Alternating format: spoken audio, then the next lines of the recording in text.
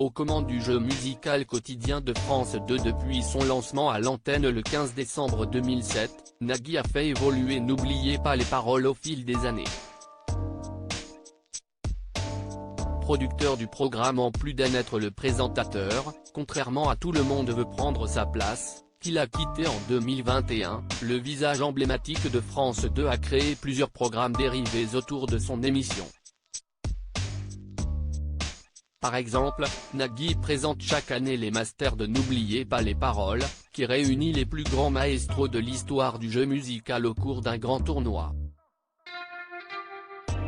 Parmi les autres programmes dérivés de N'oubliez pas les paroles, on peut également citer N'oubliez pas les enfants. L'émission reprend le principe de la version quotidienne du jeu, à la seule différence que ce sont des enfants qui s'affrontent au cours d'un prime événementiel. Étant donné qu'il n'est pas possible de faire gagner de l'argent à des mineurs, les gains sont remplacés par divers cadeaux préalablement choisis par les candidats. Lancé pour la première fois sur l'antenne de France 2 en 2018, N'oubliez pas les enfants est devenu un rendez-vous annuel sur la chaîne publique. Le prochain numéro sera d'ailleurs diffusé samedi 24 décembre 2022, à partir de 21h05.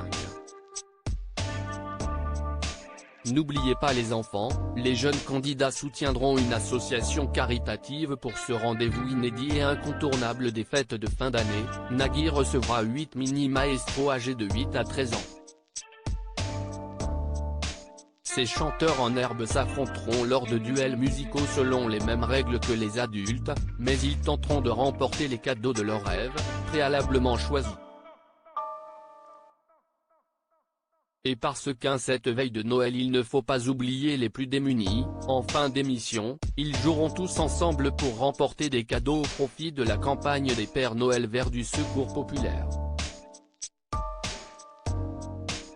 Pour ce 7e épisode, en live et accompagné des icônes ainsi que du Père Noël, Yasmine, Lola, Roxane, Gabriel, Miley, Milo, Matisse et Maxime entonneront des airs bien connus, grands classiques de la chanson française et tubes de la nouvelle génération.